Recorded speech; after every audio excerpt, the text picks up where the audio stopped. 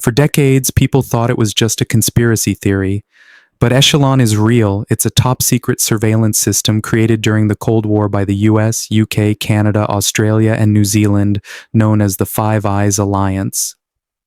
Its job? Intercept global communications, phone calls, faxes, emails, satellite links, everything. And it doesn't stop at foreign threats. It's been used to spy on civilians, corporations, even governments. It started as a way to monitor the Soviet Union. But by the 1990s, journalists and insiders revealed it had expanded way beyond that. One NSA whistleblower, Margaret Newsham, testified that she saw Echelon used to tap a US senator's phone. In 2000, the European Parliament confirmed its existence and warned about its potential for abuse.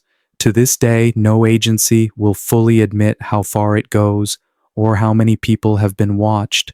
But one thing is clear, Echelon was never just a rumor. It's the biggest surveillance system the public was never supposed to know about.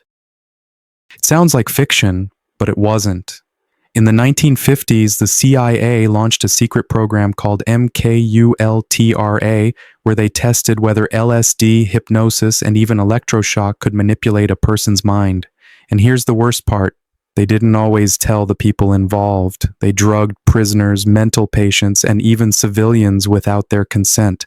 One guy, Frank Olson, a CIA scientist, was dosed with LSD without knowing, and days later fell to his death from a New York hotel window. The government called it a suicide. His family still questions it. For years, the CIA denied the whole thing existed.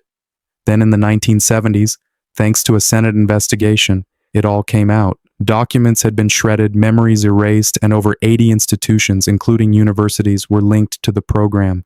MK Ultra was real. It happened. And to this day, we don't know how far it really went. In 1932, the U.S. Public Health Service began a study in Tuskegee, Alabama, to observe how untreated syphilis progressed in the human body. They chose 600 black men, 399 with syphilis, 201 without.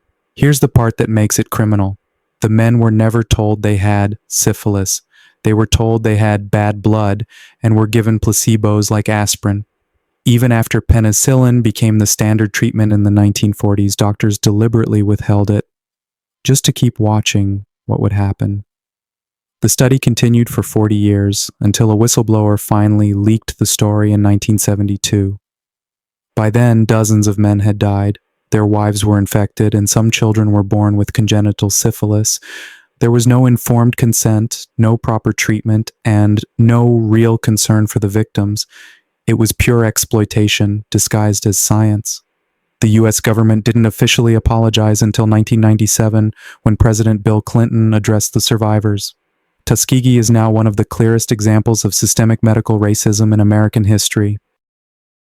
From 1956 to 1971, the FBI ran a covert operation called COINTELPRO, short for Counterintelligence Program. Its goal, not to stop criminals, but to disrupt and destroy political movements inside the U.S. Targets included civil rights leaders, anti-war activists, Native American groups, and especially black organizations like the Black Panther Party.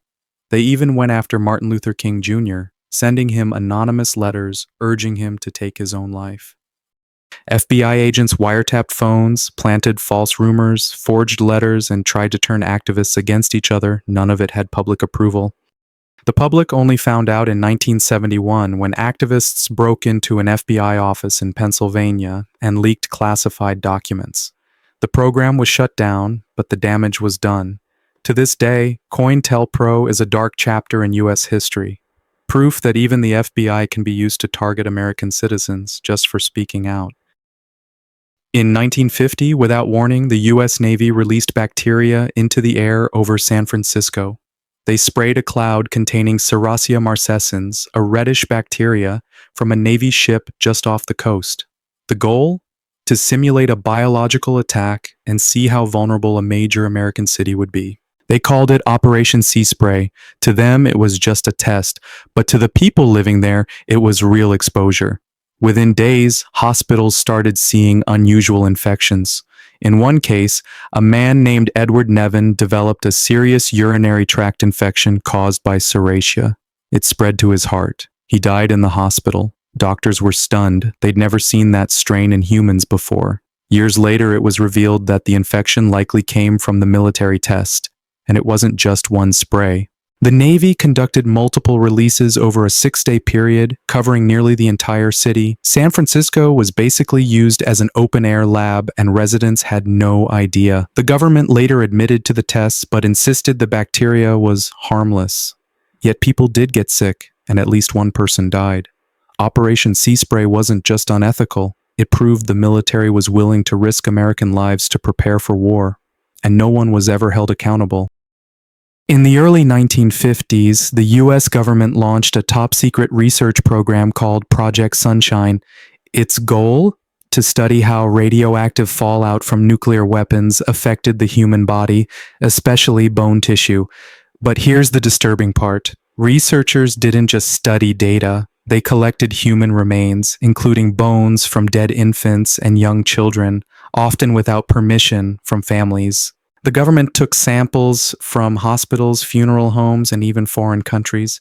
They needed body parts, especially baby bones, because children absorb more radiation into growing bones than adults. One official memo literally said, "The difficulty is procurement of the body. We need more samples."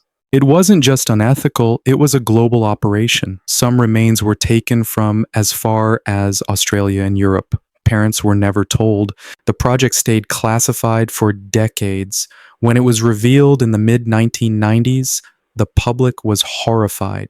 One mother even found out on live television that her baby's body had been used without her knowledge in a US government experiment. Project Sunshine is now one of the clearest examples of human rights violations in the name of science.